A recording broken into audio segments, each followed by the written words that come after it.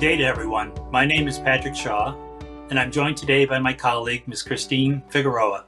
Christine and I are both Protective Security Advisors, or PSAs, with the Cybersecurity and Infrastructure Security Agency under the Department of Homeland Security. Christine works out of Phoenix and covers all of Arizona, and I'm in Columbus, Ohio, covering Central and Northwest Ohio. Thank you for taking the time today to join us, and thank you to the Insurance Board for inviting us to participate on this webcast. Please note that if you have a question at any time during the webcast, you can enter the question in the chat room, where both your question and the response can be seen by everyone. The central focus of today's webcast is to introduce you to the security self-assessment that CISA has developed specifically for houses of worship. But before Christine talks to you about the security assessment, I would like to give you a little background information about CISA and the PSA program. I would also like to set the stage for how you would use the self-assessment in conjunction with managing the risk at your houses of worship and practicing the principles of CISA's hometown security program. We'll conclude the webcast with a quick orientation of the CISA website, where you can find information on additional free products, yes, I said free, services and training available through our agency. CISA was established by legislation in November of 2018. While the agency is only 2 years old, many of the programs that make up CISA were previously part of the headquarters of DHS under the old National Protection and Programs Directorate. It's not often that you find field activities are managed directly under a major headquarters. TSA and the Coast Guard, for example, are both under DHS as well, but they are component organizations under the DHS umbrella that focus on their own specific missions. Likewise, the new CISA supports specific field activities engaging with public partners at all levels of government, public and private, including the faith-based communities. CISA personnel are in the field working with those partners every day, focusing on our 4 major mission areas. Those mission areas are federal network protection, proactive cyber protection, infrastructure resilience, and interoperable communications, so we never lose the ability to communicate effectively during emergencies. The vision of CISA is straightforward: secure and resilient lifeline infrastructure like energy, transportation, water, telecommunications, and healthcare facilities, those things that we need to live. But also other infrastructure like government facilities, including schools and commercial facilities, which includes the houses of worship. Our mission is to understand and lead the way towards managing the risk to our nation's critical infrastructure. We are the nation's risk advisors. Critical infrastructure is described as physical and cyber systems and assets that are so vital to the United States that their incapacity or destruction would have a debilitating impact on our physical or economic security or public health or safety. Approximately 85% of our critical infrastructure is controlled by the private sector. Through the Protective Security Program, PSAs engage with owners and operators of this critical infrastructure on a volunteer basis to assist in protecting them from adversaries and criminals and helping these vital assets and systems survive natural and man-made catastrophes. Currently, there are about 120 PSAs across the country, and I say currently because we are expanding, with at least 1 PSA in every state. PSA locations are based on the density of critical infrastructure in the state. CISA field elements are organized under 10 regional directorates. Christine is under Region 9, based out of Oakland, and I fall under the Great Lakes region, based out of Chicago. Each PSA manages their own district, sometimes covering thousands of square miles. You might ask, how can a PSA cover such a huge district?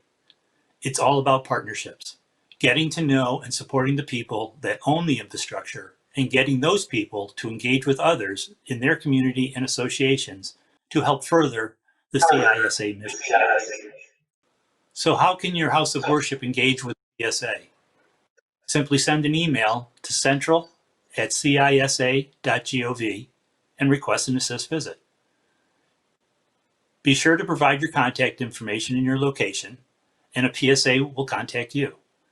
During the pandemic, if an on-site visit isn't possible, start with a telephone conversation. During an assist visit, whether it's virtual or in person, the PSA will discuss with you products, services, and training available free for the asking. For your convenience, we've posted the central email address, central@cisa.gov, on the last slide of the webcast.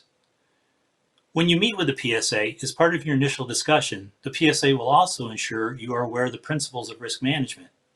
We understand your limitations on time, talent, and treasure when it comes to security for your houses of worship.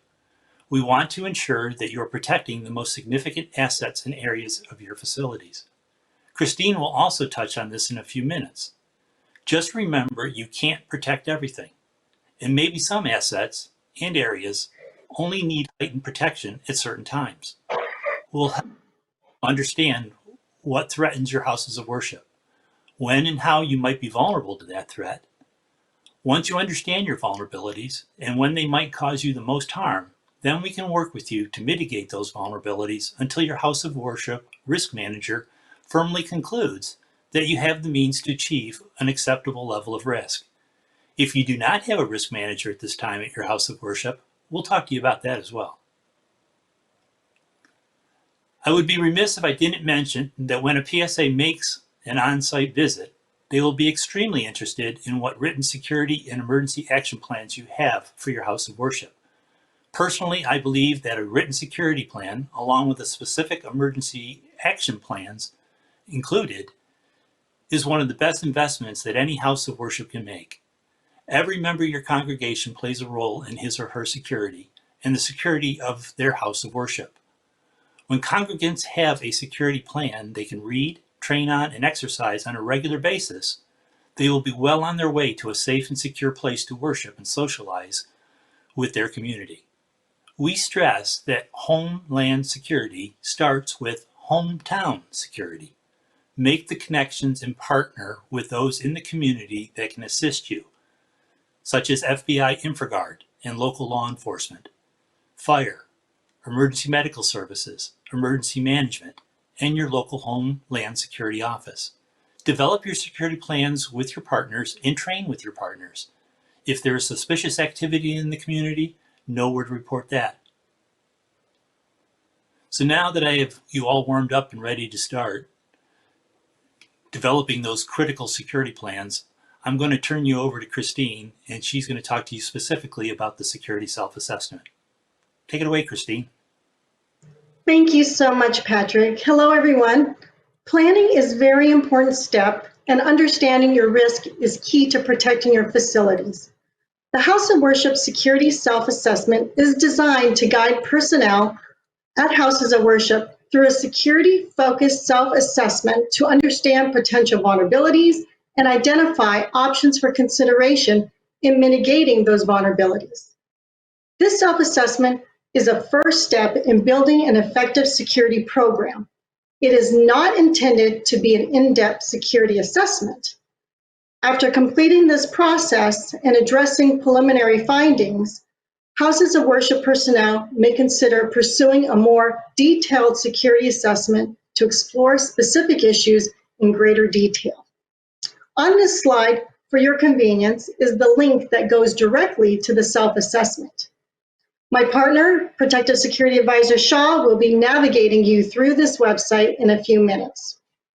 We suggest that you either download the PDF file, put it in a binder, or save it to your computer, whatever is easiest for you to maneuver through, because there are 49 assessment questions that you will be answering.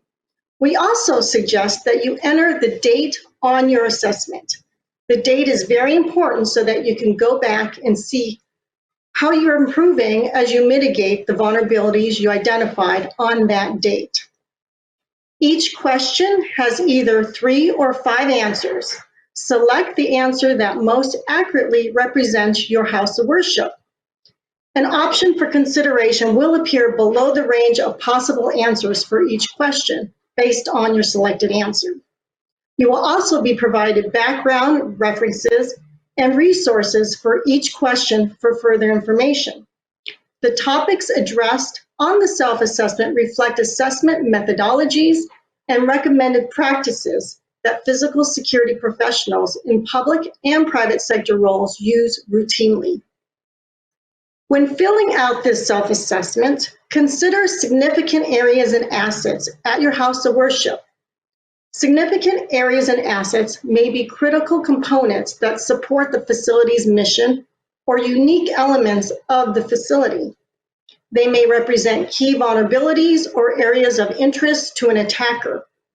Potential significant areas and assets at a house of worship could include your sanctuary or primary gathering area, the most sacred part of a house of worship, where congregants gather for worship services, prayer, and other religious activities. Generally, the most populated area during meeting times, thus often an area for attack by an active shooter. Also, your fellowship hall, where congregants gather for meals, workshops, and other communal activities.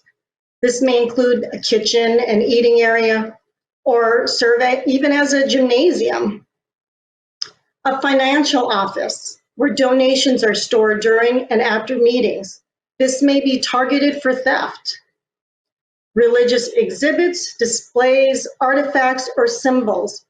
It can be a permanent fixture of the facility or temporary for holiday or special events.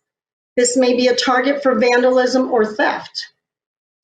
Also, facility vehicles.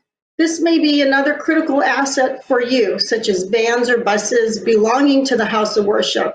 These may be used to transport congregants and visitors to and from the facility, as well as off-site activities. These are just a few examples of significant areas and assets you may identify at your house of worship. The assessment contains several functional areas that focus on security and safety emergency management, perimeter security delineation, parking and barriers, access control and entry control, and closed circuit video and video surveillance systems. As you go through this assessment, you will also notice reference links. Houses of worship can use the results of this process in many ways as they partner to improve their security and risk management. These efforts include prioritizing potential security measures, reviewing best practices and available resources, and developing investment justification for internal budget processes or even external grant requests. When you go through the assessment, you're going to come up with options to consider, which I would call your to-do list. You can produce your own spreadsheet that identifies the category, vulnerability, and option for consideration. It is a way to develop your to-do list, which you will want to review this with your risk manager or designee to help prioritize the improvements needed. The next slide is an example of one of the questions, qualifying responses and option for consideration. And as you can see, below are the references. So the question reads, does the house of worship have a security manager or security committee to make security management decisions? This specific question comes from the category called Security and Safety Emergency Management. You have 5 ways you can answer this question: very low, low, medium, high, and very high. You will also see under the answer the corresponding option for consideration, which I would consider your starting point for improving security. And for continual improvement, just keep moving down the aisle to the right column. At the end of your self-assessment, you will have the to-do list. This example shows the category, vulnerability, and option for consideration. Each facility will be able to use the result of this self-assessment to evaluate the most impactful, cost-effective options to improve their overall risk profile. Now I will pass it over to Protective Security Advisor Patrick Shaw to walk you through the CISA website. Thank you. Thank you, Christine. Thank you for a good explanation on the security self-assessment tool. What I would like to do now, for those of you that are not familiar, I want to take a few minutes to introduce you to the CISA website. As you're listening to Christine while she was going through the self-assessment tool, you probably have some new terms and whatnot that you may not be familiar with. You may be looking for additional information. Maybe there's going to be some training that you're going to need to do that's going to be part of your to-do list. And so a lot of this information is going to be available to you as resources on our CISA website. And so I specifically want to show you how to drill down to the faith-based organization section so you can bookmark the location for specifically the self-assessment tool. CISA has tried to make the website a one-stop shop for the products, services, and training that are available to you. I'll show you a few places that I hope will interest you, but please browse the entire site to see what's there. And so now I'm going to kind of go through some clicks here, and hopefully you will be able to see on your monitors where you need to go in order to bookmark this CISA web page. So the first place I'm going to is actually going to be CISA, www.cisa.gov. And the first thing you should see should be our splash page for the CISA web page. Right at the top there, you'll see Cybersecurity and Infrastructure Security Agency.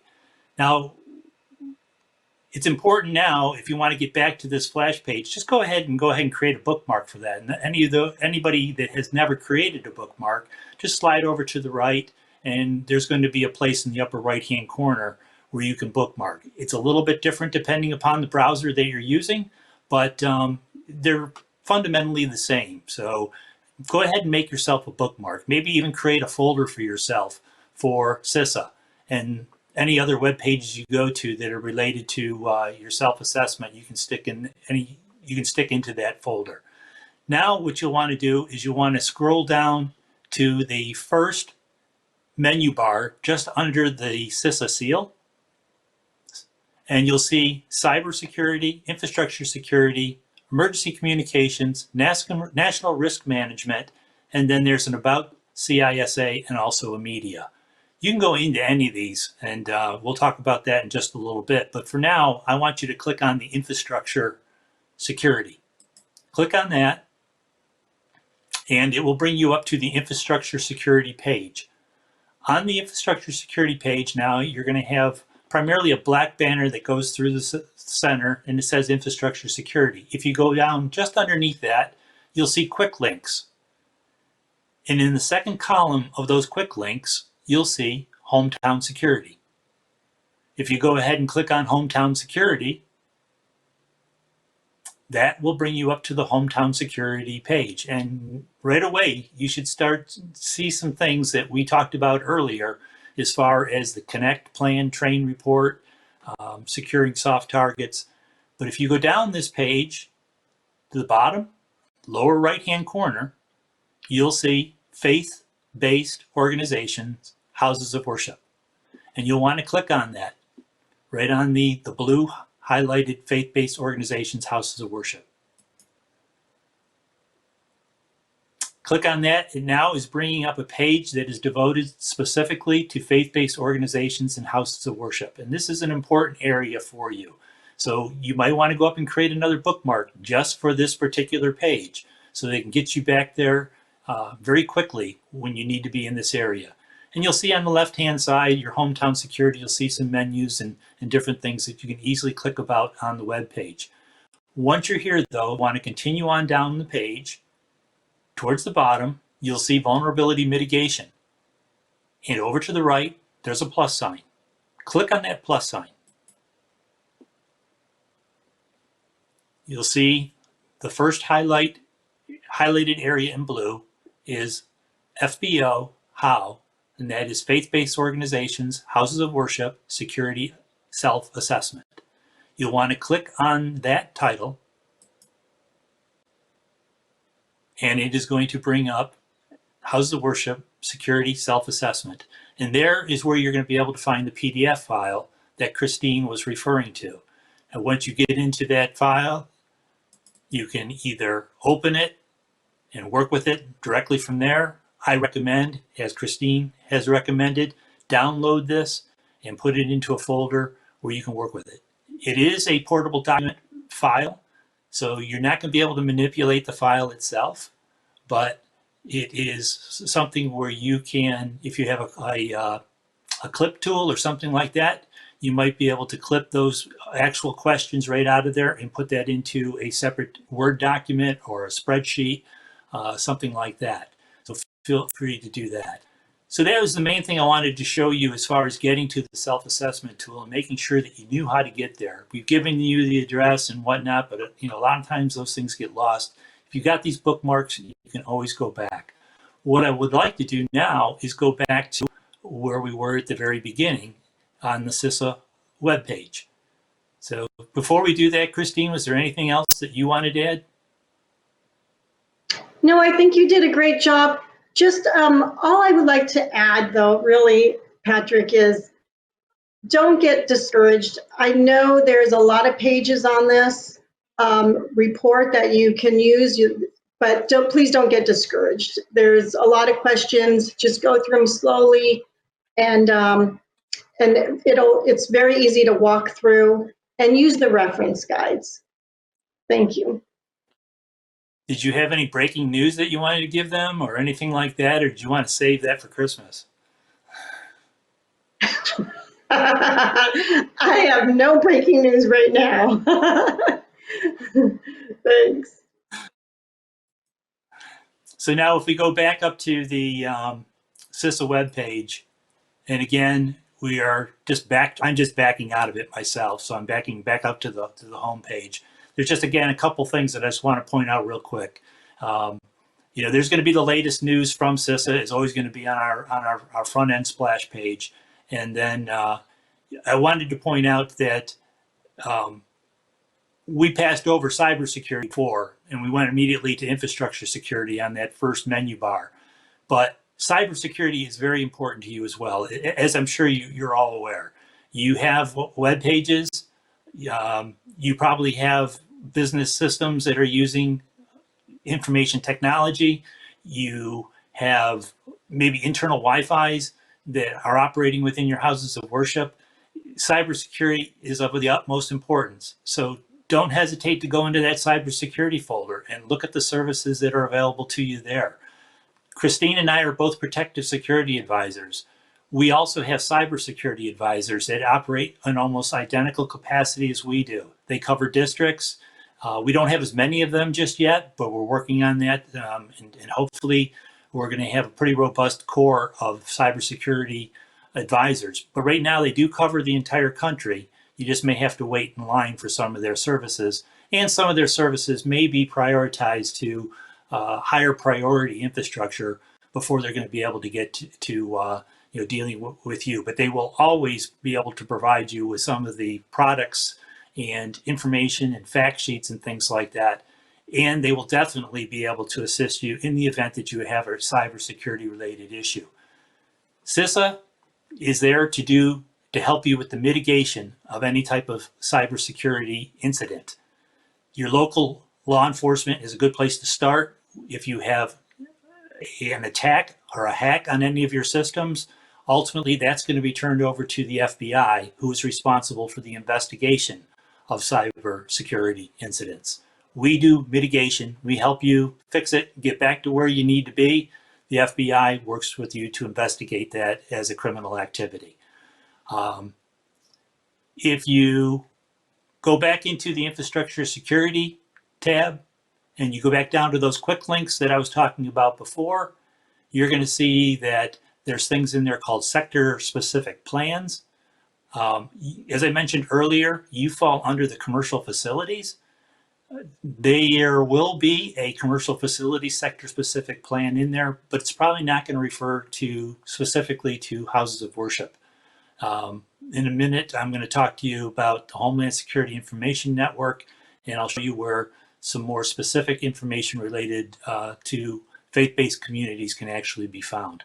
But if you look at these different type of headings that are here, again, you can click on any one of these quick links, and it can take you into additional information. We did not touch upon the insider threat mitigation. Insider threat, that's somebody that is in a trusted capacity in your house of worship, whether that's a congregant that comes weekly or more often than that, or it's somebody that's part of the staff, somebody that you need to be concerned about. We want you to recognize that these things do happen and that there is mitigation for that as well.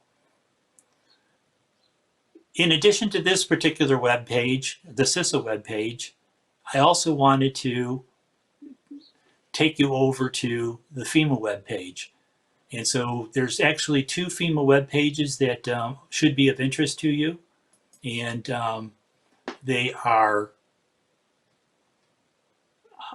they're displayed on the page for you. The first one I want to take you to is the ready.gov. And that shows you specifically, not tailored specifically to the faith-based organizations, but it does talk about other hazards and things like that that you need to be prepared for. So when I mentioned earlier and was talking with you about emergency action plans, if you have a tornado, if you were to have high winds, if you were to have a snowstorm, FEMA can basically provide you with some additional information that's going to help you to develop plans to, again, mitigate the situation you may run into there. So as you work through your to-do list from your self-assessment, you'll find resources on the webpage to help you complete your objectives. Again, the FEMA websites, they're there as additional resources to you.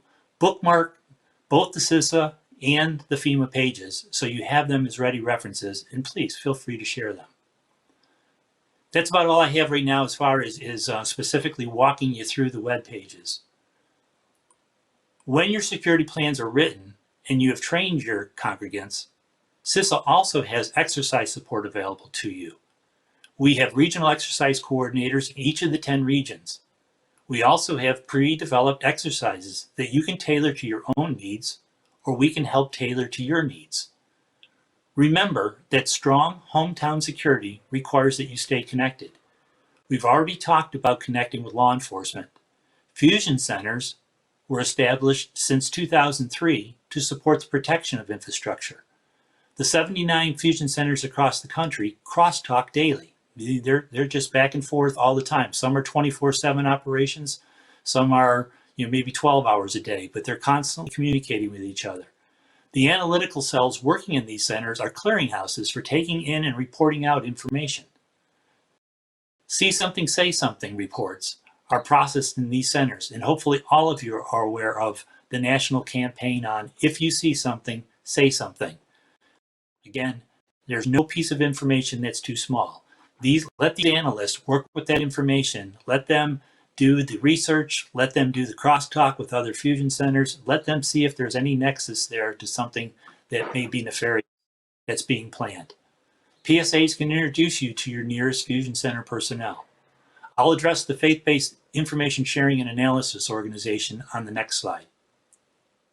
The next two slides provide the website and information about the Homeland Security Information Network. This is DHS's primary tool for sensitive information sharing. There are hundreds of communities of interest, or we call them COI. Yeah, we have an awful lot of acronyms on this secure portal. At a minimum, get an account and join the Faith-Based Information Sharing and Analysis Organization. The Faith-Based Community of Interest on HSIN is where you share ideas, plans, and ask questions of other houses of worship. These are your peers. They have the same questions you do. Some of them may be a little further ahead than you are, or maybe someday you're going to be a little further ahead of them, and you can share your information with them. You may recall earlier I talked about partnerships. This is where you're building those partnerships. Once you have an established account on HSIN, check out the Critical Infrastructure Community of Interest for even more information that may interest you. This final slide of the website provides a sampling of the content on the Homeland Security Information Network. Christine and I have covered a lot of information today. We know you won't retain it all, but hopefully we've oriented you to where you can find the information on our webpage. And of course, you can always send your questions to Central at CISA.gov. Before we sign off here, Christine, did you have anything else you wanted to tell us? Okay, I do have something. I do have the surprise that you were going to mention, you wanted me to mention, and that is CISA has come up with an interactive web-based tool. So you're not going to have to use, in the future, you will not have to use this paper PDF to do your self-assessment. Hopefully within this next year, you'll have an interactive tool, web-based, that will be able to be a lot easier to maneuver. It'll be online, and you'll be able to print your results out. So that's the great news. That is your holiday surprise, and I thank you all. Thank you again for spending time with us today and letting us highlight important CISA resources. We look forward to our continued relationship with all of you. Please just reach out to us, central@cisa.gov. Thank you.